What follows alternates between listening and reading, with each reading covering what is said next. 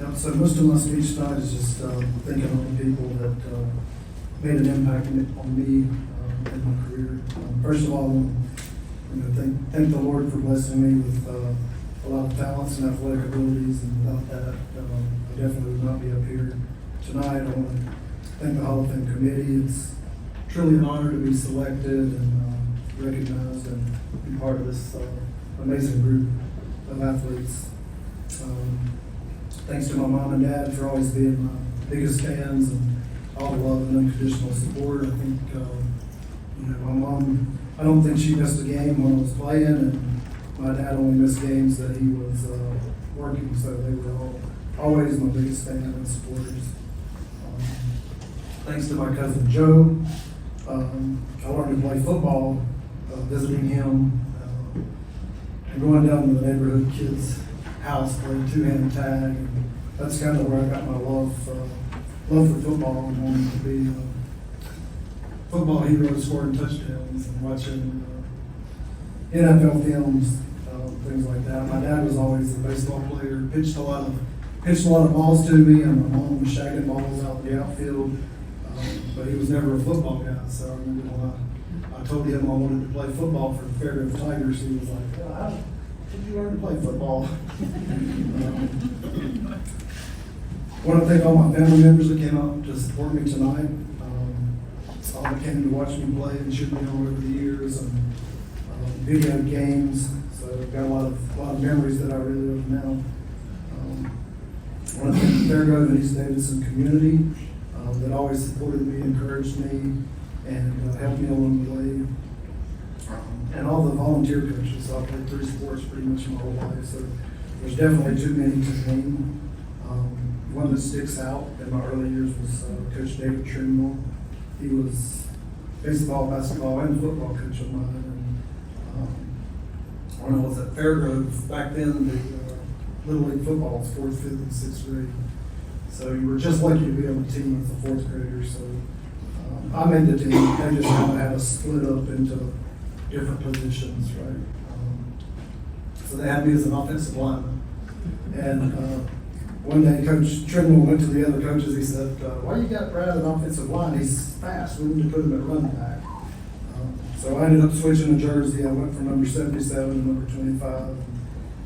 Became a running back, and I'd like to say that the rest is history. But I think my 4th grade year, I had like 3 carries for -7 yards and a couple fumbles.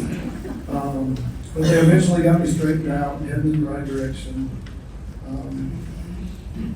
And just in general, I think I wanted to touch on my experience with Fairgrove Tigers in elementary school. So like I said, it was 4th, 5th, and 6th grade back then. We had some great coaches.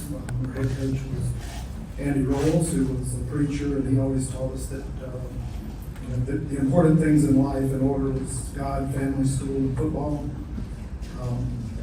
We had some other coaches like John Thomas, who played at Notre Dame, Gary Owens, who played at Elon, Monty Leonard, Bruce Miller, and just a great group of coaches that laid the foundation, set the fundamentals, and boosted confidence in all of the players on that team. And I think it carried through high school, college, and however far we were able to play. But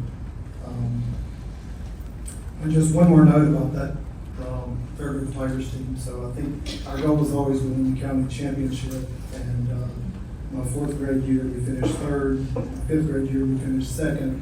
And that was probably our best team. For us coming back as 6th graders, they kind of said, well, our best team is gone. We'll do the best we can with those kids that are coming back, right? And we ended up going undefeated, unscored on the Davidson County champions. So I think that was a huge accomplishment and something that we all cherish. At East Davidson, my head coach was Coach J.D. Williamson, who's here tonight. I want to thank him and the Williamson family for always supporting me.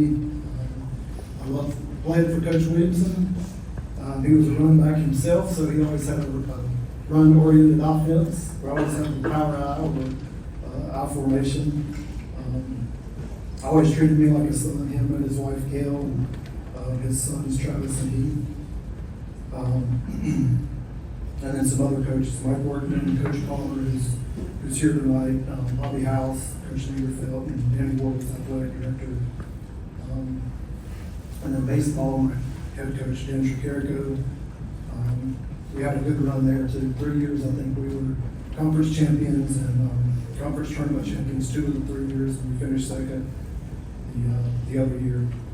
I told Coach Hurd I wasn't going to mention basketball because that wasn't really my best sport, but Coach Hurd was my basketball coach my senior year, and we had a lot of fun. We won some games, and just want to acknowledge that and thank you for being there. I just want to say, many of these coaches have dedicated 20, 30 years of their lives to help athletes become better players and people. One of those, Coach Workman, still on the sidelines at Davidson. He's been at it for 40 years, which is pretty amazing. So, in closing, sports has given me more than I could have ever imagined. Everybody has their thing in life, and mine is sports.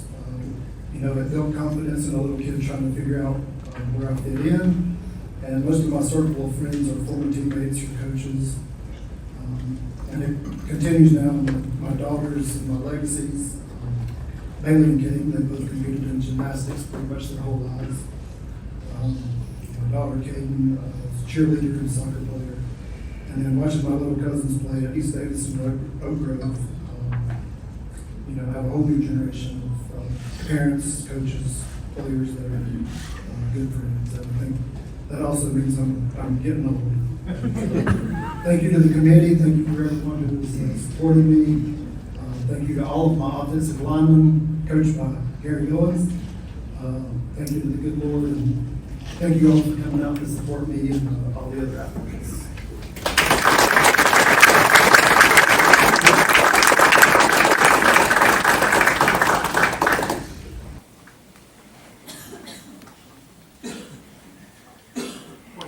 Mention all conference, just about everybody in this group is all conference, all county.